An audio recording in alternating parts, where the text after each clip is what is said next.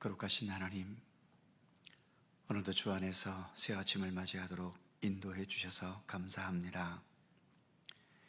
예수께서 이 세상에 계시면서 여러 지역을 두루 다니시며 복음을 전하시고 병든 자들을 고쳐주셨듯이 저희들의 삶에도 늘 동행해 주셔서 주님의 생명과 진리의 말씀으로 또 하늘의 양식으로 풍족히 먹이시며 이 땅에 살아가면서 우리가 겪는 모든 아픔과 또 상처와 슬픔과 좌절과 모든 삶의 어려움들도 주님의 손길 속에 치유되고 회복되면서 더 건강하고 견고한 하나님의 백성으로 더 아름답게 성장하며 성숙돼 가도록 우리를 지키시기를 원하옵고 기도합니다.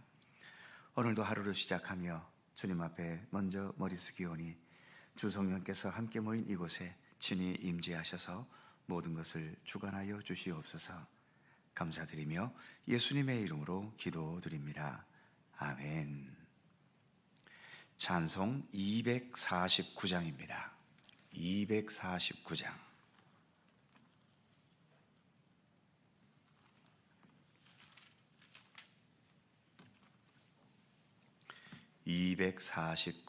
함께 찬송합니다. 주 사랑하는 자 다 찬송할 때에 그 보좌 앞에 둘러서 그 보좌 앞에 둘러서 큰 영광 돌리세 큰 영광 돌리세 저 밝고도 묘한 시온성 향하여 가세 내 주의 찬란한 성에 찬송하며 올라가세 주 믿지 않는 자 다 찬송 못하나 하나님 자녀 된 자들 하나님 자녀 된 자들 그 기쁨 전하세 그 기쁨 전하세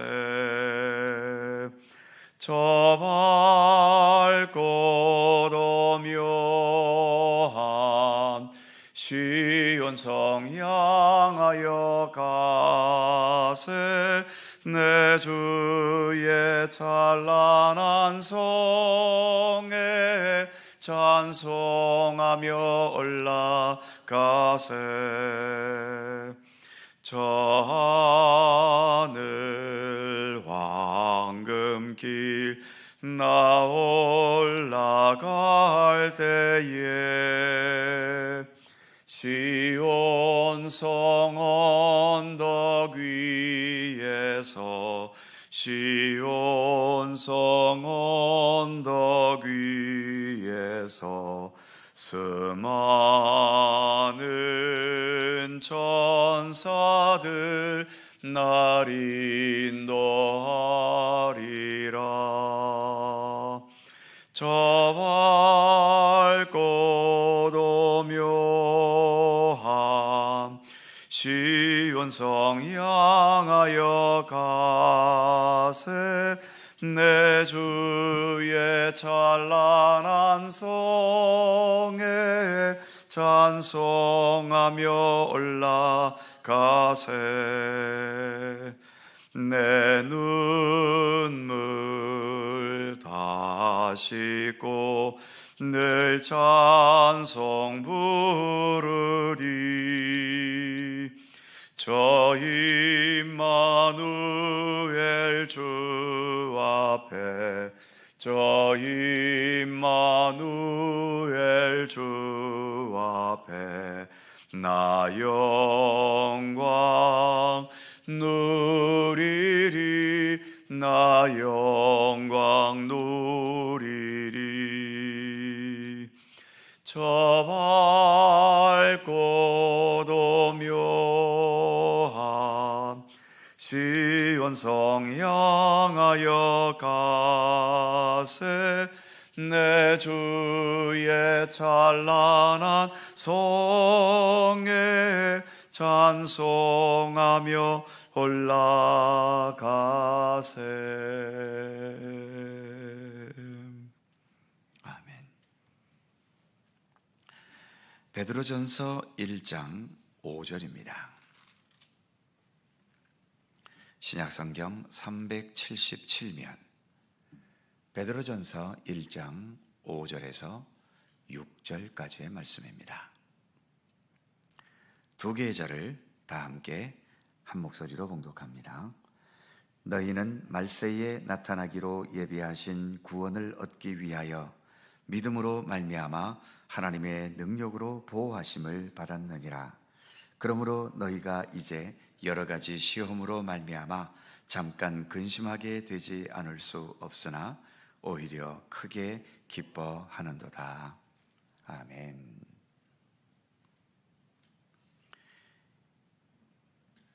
예수께서 말씀하신 산상수훈 중 첫 번째 말씀은 심령이 가난한 자가 복이 있나니 천국이 그들의 것임이라는 말씀이지요. 가난 자체가 복일 수는 없습니다. 저도 목사지만 가난해지고 싶지는 않습니다. 부자가 될 능력도 없지만 그렇다고 먹을 게 없어 굶주리게 되거나 주머니에 땡문잔 한 푼 없이 돌아다녀야 할 만큼 가난해지고 싶은 마음도 없지요. 그런데 만일 부자가 되어서 천국에 대한 필요성이나 기대도 없어지고 천국이 보이지 않게 되는 것과 좀 가난해지더라도 천국에 대한 기대와 확신이 더 강해지고 커지는 것, 이 둘 중에 하나를 선택해야 한다면 좀 가난해지더라도 저는 천국에 대한 소망과 기대와 믿음으로 사는 쪽을 택할 것 같습니다. 왜냐하면 분명 우리는 이 세상에서 언젠가 죽게 될 것이고, 그렇기 때문에 어차피 죽어서 떠날 이 세상에 집착하는 것보다는 하나님께서 열어주실 새로운 생명의 세계, 하나님의 나라, 천국을 놓치지 않는 게 더 현명하다고 생각되기 때문이지요. 그렇다면 천국이 정말 있을까요? 저는 잘 모릅니다. 천국이 어디에 있는지, 어떻게 생겼는지 아직 가보지를 않았기 때문이죠. 그런데 왜 잘 알지도 못하는 천국과 함께 사는 쪽을 택하려 할까요? 차라리 눈에 확실하게 보이는 세상의 부귀와 권력과 함께 사는 쪽이 더 현명하지 않을까요? 제가 천국에 가보지는 않았지만 이 세상에 오셨던 우리 예수님은 분명히 믿습니다. 그리고 성경 말씀 속에서 예수님에 대해 말하고 있고 또 가르치고 설명하는 모든 것을 저는 믿습니다. 예수님께서 천국을 말씀하셨고 하나님의 나라에 대해 설명하셨다면 예수께서 말씀하셨기 때문에 저는 가보지 않았어도 천국의 존재를 믿습니다. 우리가 구원을 얻는 것도 예수 그리스도를 믿음으로 말미암아 의롭다 함을 얻고 구원받는 거 아닙니까? 우리가 기독교 신앙을 가진다는 것은 어떤 역사와 징조와 활동을 믿는 게 아니라 삼위일체 하나님, 그 인격적인 하나님 자체를 믿는 것이죠. 하나님을 믿기 때문에 하나님은 곧 사랑이시라는 말씀도 믿습니다.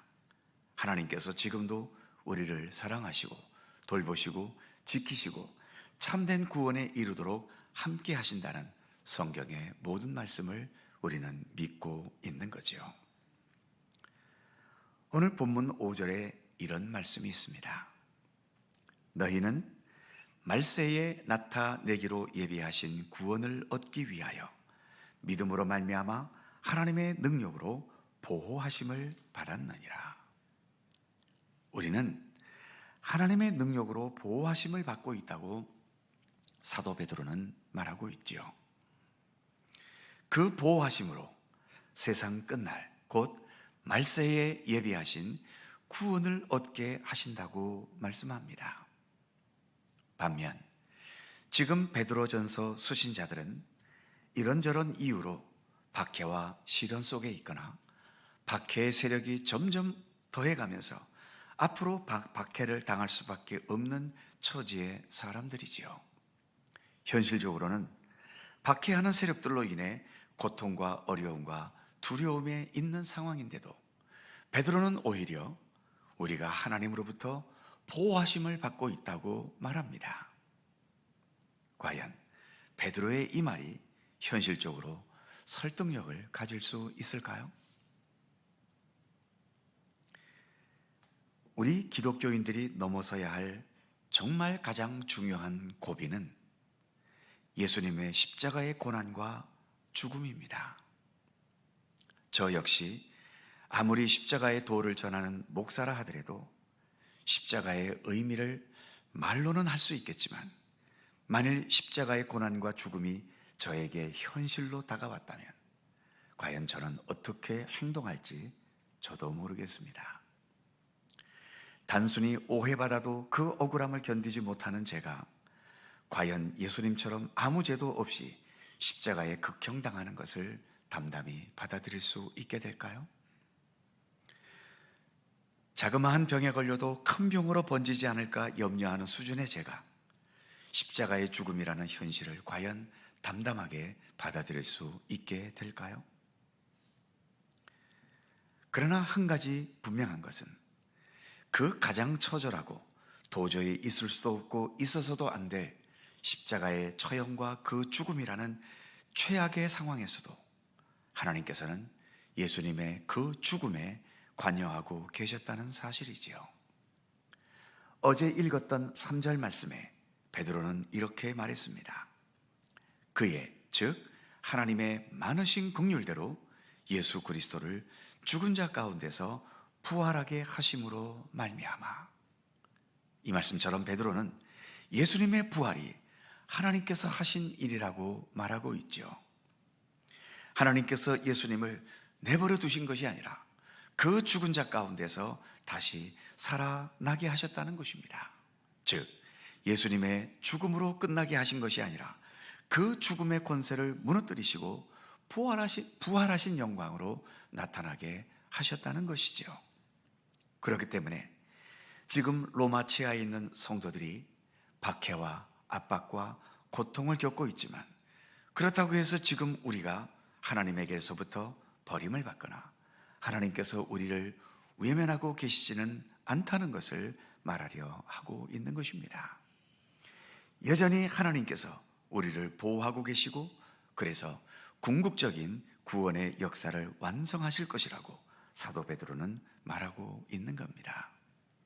지금 눈앞에 보여지는 현실에만 시선을 두지 말고 우리의 시선을 하나님을 더 향해 있을 수 있다면 오늘의 말씀처럼 여러 박해와 시련과 아픔 속에서도 하나님께서 여전히 우리를 돌보시고 인도하시는 손길을 깨달을 수 있게 될 것이라는 거죠.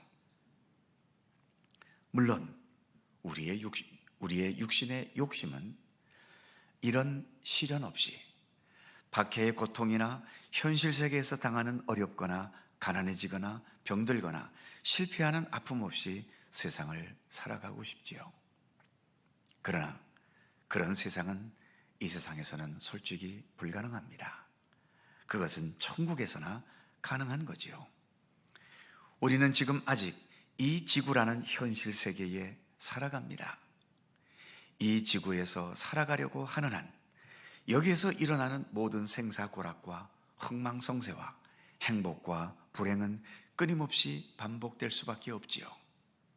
하지만 바다 한가운데서 험한 풍랑을 만났다 해도 목표 지점을 놓치지 않을 때 풍랑을 견딜 힘도 얻게 되는 것이고 왜 이 풍랑을 이겨내야 하는지도 분명한 명분이 있게 되지 않겠습니까? 우리에게는 하나님의 나라라는 인생의 목표 지점이 있습니다. 그 하나님의 나라를 향해 나아가는 한 우리가 지금 어떤 환경과 어떤 처지에 있다 하더라도 하나님께서는 우리와 함께 하시며 우리를 보호하시고 우리와 언제나 동행하고 계십니다. 예수님도 그렇게 이 세상에 계실 때에 하나님과 동행하며 사셨고, 그래서 궁극적으로는 십자가의 고난과 죽음도 있었지만 부활의 능력과 영광을 최종적으로 나타내셨던 것입니다. 그래서 베드로는 6절에서 이렇게 권면하고 있지요. 그러므로 너희가 이제 여러 가지 시험으로 말미암아 잠깐 근심하게 되지 않을 수 없으나 오히려 크게 기뻐하는도다. 항상 기뻐하라는 데살로니가전서 5장의 말씀도 어떤 뚱딴지 같은 소리가 아닙니다. 주님께서 항상 우리를 보호하시고 지키신다는 참된 믿음에서 비롯된 권면의 말씀인 것이죠. 우리도 그렇게 믿음 안에서 하나님의 나라를 소망하면서 이 거칠고 험한 세상을 살아가지만 주님과 동행하는 가운데 사도 바울의 말씀처럼 항상 기뻐하는 삶, 오늘 베드로의 말씀처럼 오히려 크게 기뻐하는 삶, 날마다 그러한 믿음 안에서 살아가는 우리들 모두의 삶이 되기를 간절히 소망합니다. 기도하겠습니다. 거룩하신 주님, 우리에게 예수 그리스도를 믿는 믿음을 허락해 주셔서 감사합니다. 예수님을 믿는다는 것은 이 살아가는 삶의 현실을 단지 나의 인간의 육신의 안목만이 아니라 우리와 함께 하시는 예수 그리스도의 안목으로 내 자신을 바라보고 세상을 바라보려는 것 아니겠습니까? 그것이 또한 믿음 아니겠습니까? 하나님, 우리의 믿음을 더욱더 견고하게 붙들어 주셔서 이 세상을 또 내 자신의 삶을 그냥 내 자신의 시각으로만 바라보는 거기에서 한 걸음 더 벗어날 수 있게 하시고 좀 더 깊은 차원에서 우리 주 예수 그리스도의 안목으로 모든 것을 바라볼 수 있도록 우리를 이끄시기를 원하옵고 기도합니다. 눈앞에 보이는 것은 슬픔이지만 예수 그리스도의 안목으로는 그 슬픔 뒤에 펼쳐지는 하나님의 축복과 은혜의 역사를 볼 수 있을 것이며, 이 땅에서는 모든 것들이 한계 속에 있지만 그러나 우리가 예수 그리스도의 안목으로 바라볼 때에 그 모든 한계를 뛰어넘어 날마다 새로운 생명의 역사로 함께 하시는 우리 주님을 바라볼 수 있지 않겠습니까? 우리에게 그와 같은 믿음의 안목을 허락하시기를 원하옵고 기도합니다. 그래서 눈앞에 펼쳐지는 희로애락과 흥망성쇠에 우리의 삶이 너무 요동치지 않도록 붙들어 주시옵시며, 항상 기뻐하라, 쉬지 말고 기도하라, 범사에 감사하라는 말씀과 같이 우리의 삶이 언제나 주님과 더불어 동행하면서 어떠한 풍랑 속에서도 흔들림 없이 견고한 굳건한 믿음과 또 안정된 삶을 온전히 살아가도록 우리를 붙드시기를 원하옵고 기도합니다. 오늘 말씀에서도 주님께서 말세에 이루실 그 구원을 믿고 신뢰하면서 우리가 여러 박해의 상황 속에 잠깐 근심할 수밖에 없지만 그러나 오히려 우리가 크게 기뻐하면서 이 상황을 헤쳐나가자고 권면하는 사도 베드로의 이 말씀이 하나님께서 우리에게 주시는 말씀으로 받아들이게 하시고, 그래서 언제나 주님과 함께 동행하면서 늘 범사에 감사하고 항상 기뻐하는 믿음과 생명의 삶을 이어가도록 저희들을 붙드시고 지켜주시기를 원하옵고 기도합니다. 오늘도 새날을 주셔서 감사합니다. 주님과 함께 오늘 하루도 살아갈 수 있기를 원하오며 이 아침도 간절히 간구하는 우리 모두의 기도의 제목을 하나님 기억해 주시고 온전히 주님의 뜻 가운데 응답되고 이루어지도록 함께해 주시옵소서. 내 자신만을 위한 이기적인 기도에 머물지 않고 내 이웃과 내 주변 모든 자들을 위하여 중보하며 기도하게 하시고 나라와 민족과 온 세계를 위하여서도 함께 중보하며 기도하는 우리의 성숙한 기도가 되도록 함께해 주시옵소서. 감사와 찬양을 주께 돌리옵고 우리 구주 예수 그리스도의 거룩하신 이름으로 기도하옵나이다. 아멘. 하늘에 계신 우리 아버지, 아버지의 이름을 거룩하게 하시며 아버지의 나라가 오게 하시며 아버지의 뜻이 하늘에서와 같이 땅에서도 이루어지게 하소서. 오늘 우리에게 일용할 양식을 주시고 우리가 우리에게 잘못한 사람을 용서하여 준 것 같이 우리 죄를 용서하여 주시고 우리를 시험에 빠지지 않게 하시고 악에서 구하소서. 나라와 권능과 영광이 영원히 아버지의 것입니다. 아멘. 함께 기도하시고 자유롭게 돌아가시겠습니다.